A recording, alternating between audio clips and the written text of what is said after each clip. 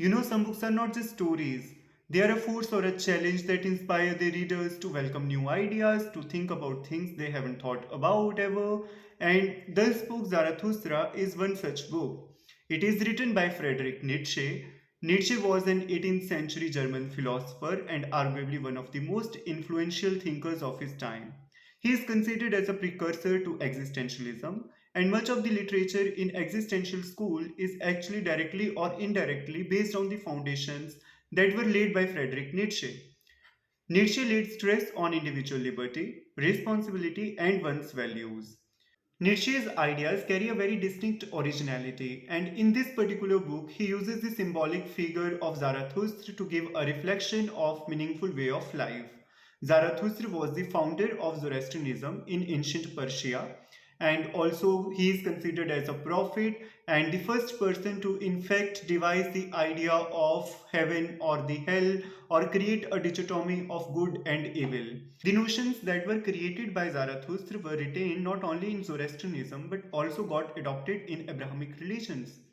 Although Jews were the first to adopt this notion of hell and heaven in the afterlife, but through Judaism it also got adopted into Christianity and later into Islam. Now, Nietzsche was not concerned with preaching people what this notion was or what Zarathustra preached. Through Zarathustra, Nietzsche has actually tried to make people see beyond objective morality. So, if it was through Zarathustra that people learned old morality, it must be through Zarathustra that it is undone. So, Nietzsche is actually using Zarathustra in this particular book as a symbolic figure or character who comes down from the mountains to the people and announces a new set of values, like a prophet comes down to the people from heaven to give a new religious idea in the religious text. This philosophic prophet then challenges people to develop new morality for new ages. For instance, he uses key ideas like God is dead, which means the old belief system or the traditional foundations of the religions are now irrelevant, and there is a need to devise new values in the modern age. Since the traditional notions have become irrelevant, it is very important to break away from the herd mentality or the tribal instincts of the past. We need to set our new values, new morality to live more authentically. And for that, we need to grow, we need to become stronger and self master. These are the ideas that Nietzsche also talks about through the idea of Superman or the will to power. The book's theme is entirely focusing on making an individual a better version of himself. This book, Zarathustra, is honestly not an easy read.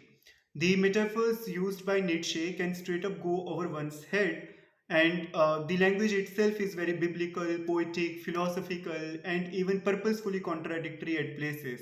So, if you are not familiar with Nietzsche, it might actually be a tough read for you. And if you are someone who has never read classics before, it is not even the right book to start with.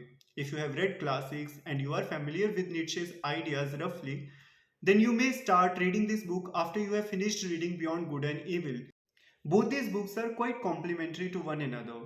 But even when you have read Beyond Good and Evil, you cannot speed read Thus Spoke Zarathustra because obviously it is that kind of book that demands its attention, that demands its own time, and loves to stay with you for a few days, for a few weeks, in fact.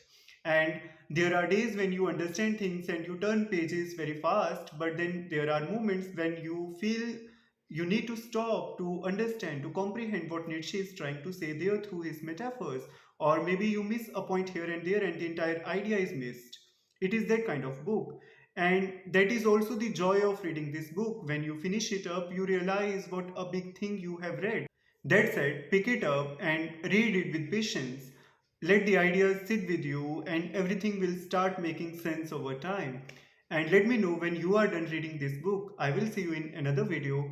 And please don't forget to like, share, comment, and subscribe my channel. Thank you.